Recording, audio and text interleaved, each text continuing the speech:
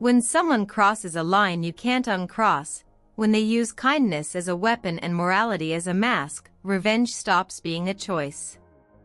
It becomes the only language they understand.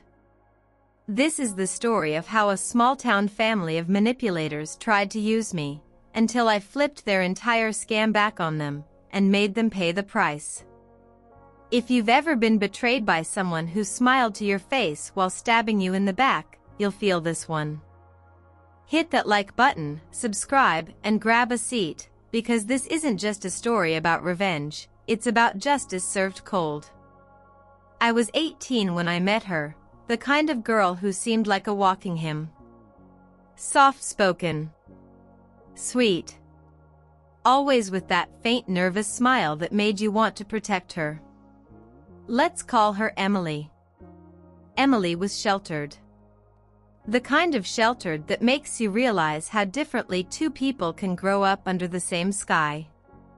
Homeschooled, raised on Christian curriculum, told that the outside world was dangerous. Her mother, Cynthia, was the definition of control dressed as devotion. And her father, Don, was a quiet man with a strong build, who worked construction until an accident crushed his arm and, apparently, his pride. When I first met them, I thought they were good people, kind, traditional, maybe a little strict, but solid.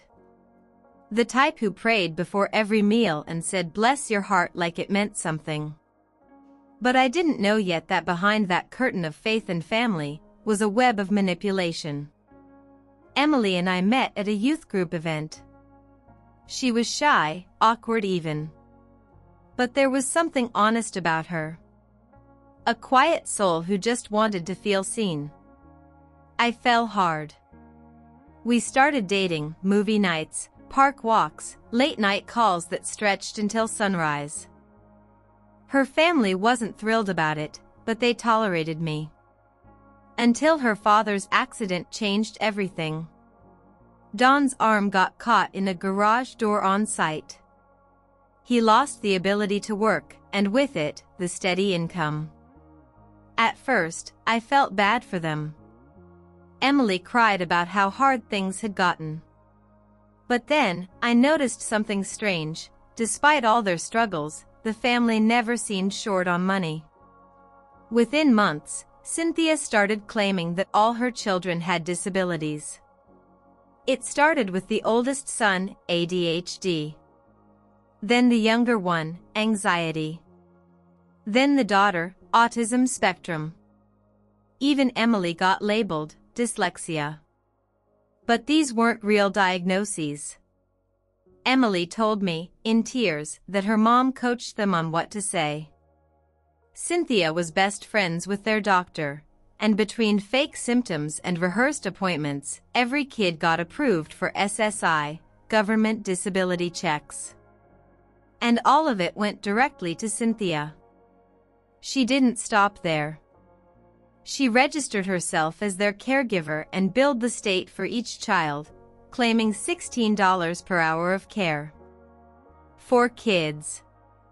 $64 an hour. And she never lifted a finger. Emily showed me a pay stub once. Her hands were shaking. I know it's wrong, she said. But she says it's for the family. Cynthia, the self-proclaimed woman of faith, was living large manicures, new clothes, spa trips, all while preaching gratitude and humility. It made me sick. But Emily? She was stuck. I tried telling her it's not right, Emily whispered one night in my car. She said if I tell anyone, I'll destroy our family. That God will punish me. It was textbook manipulation, the kind that breaks people slowly. I wanted to pull her out of that house, but she wasn't ready. So I stayed, waiting, hoping she'd find the courage to leave. When Christmas came around, I thought maybe kindness could melt the ice. I bought concert tickets for Journey, Cynthia's favorite band. They weren't cheap, but I wanted to show goodwill. Maybe, deep down, I just wanted her approval, something Emily had chased her entire life and never found. Months passed. Emily and I grew closer, and she began dreaming about moving out with me. We found a small apartment, cozy but safe. When she told her mother, everything exploded. Cynthia called me screaming. "How dare you try to take my daughter away," she shrieked.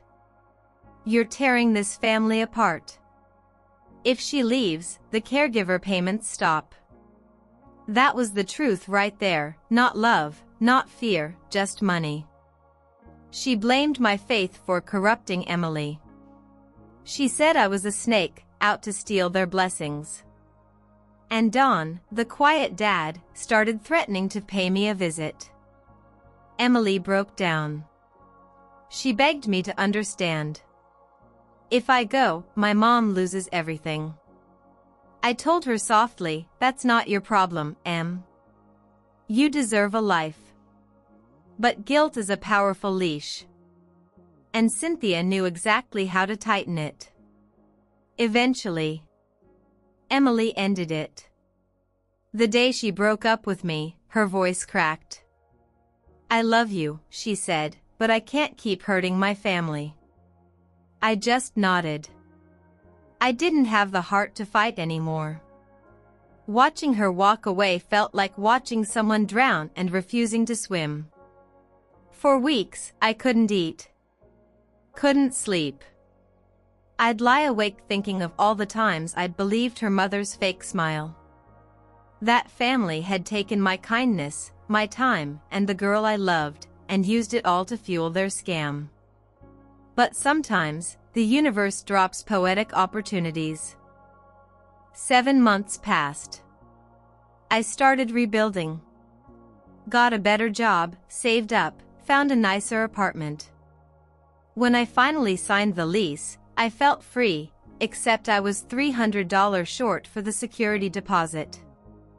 I sat there one night, staring at my online banking app, feeling that same dull ache in my chest. Then I remembered the concert tickets. I hadn't thought about them in months. They were digital, sitting untouched in my Ticketmaster account. I opened it, half curious, and there they were: Journey Live, 2 seats, perfect view, fully transferable. And suddenly, the memory hit me like lightning. I'd bought those tickets for Cynthia. For her. I stared at the screen, and for a moment, I hesitated. Then something inside me, a quiet, steady voice, said, "They don't deserve your kindness." I hovered over the sell button. My finger trembled for a second, then I clicked. Just like that, the tickets were listed. They sold within 24 hours. I made $600. Double what I needed. I used the money to secure my apartment and bought myself a small victory dinner, just takeout Chinese, but it tasted like freedom. For the first time in months, I slept peacefully. Until 2 weeks later. My phone exploded one morning, call after call, text after text. Unknown numbers, Emily's family members, even her mom's church friends.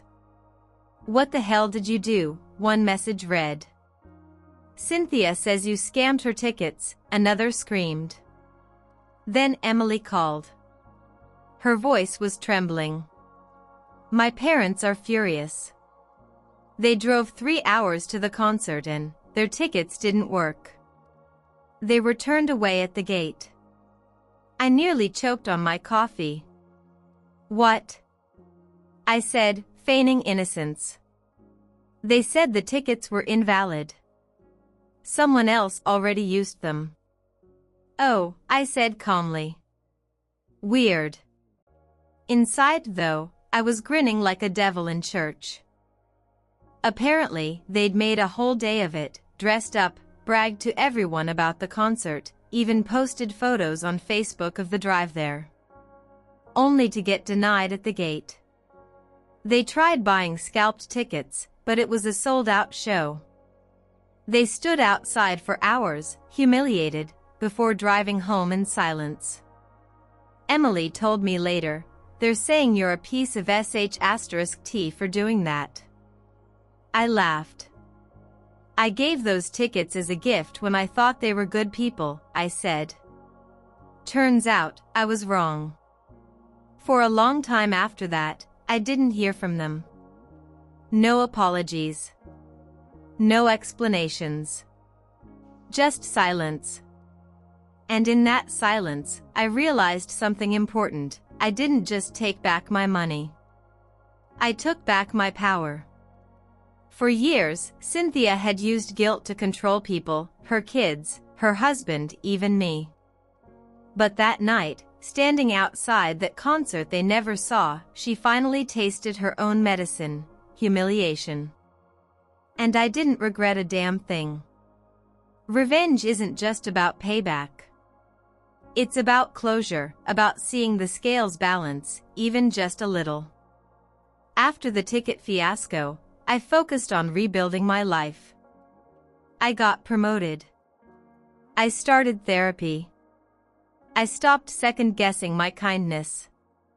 But one night, out of nowhere, Emily called again. "I wanted to say sorry," she whispered. "You didn't deserve any of that." I could hear her voice trembling, the same girl who once couldn't speak without looking over her shoulder. She told me her family was under investigation for benefit fraud. Apparently, the doctor who'd been signing off on their fake disabilities retired, and his replacement found inconsistencies. The house of cards was collapsing. I didn't celebrate. I just listened as she talked about the screaming, the panic, the letters from the state. Her mother was facing charges. Her father's disability checks were being reviewed.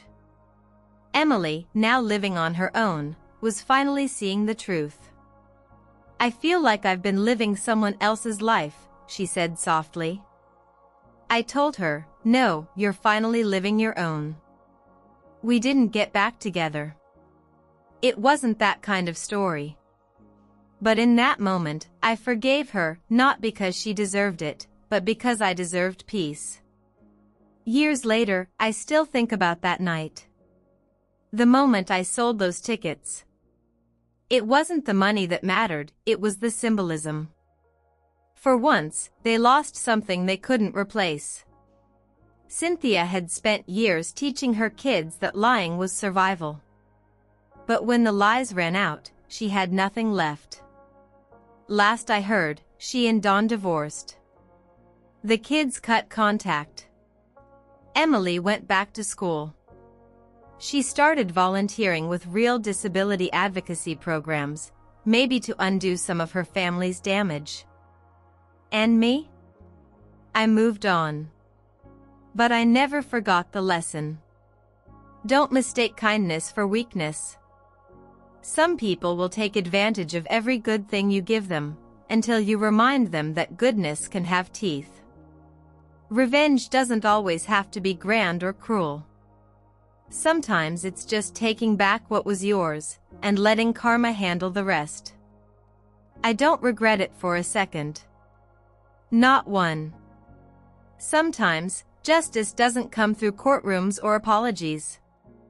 It comes quietly, years later, when you realize the people who wronged you have finally built their own cages, and you're free. So to anyone listening who's ever been used, betrayed, or underestimated, remember. You don't have to destroy them to win.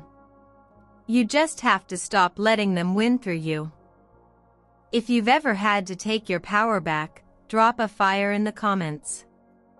Don't forget to like, subscribe, and share your own revenge stories below. You never know who needs to hear them. Because sometimes, justice doesn't come from the law. It comes from people like you.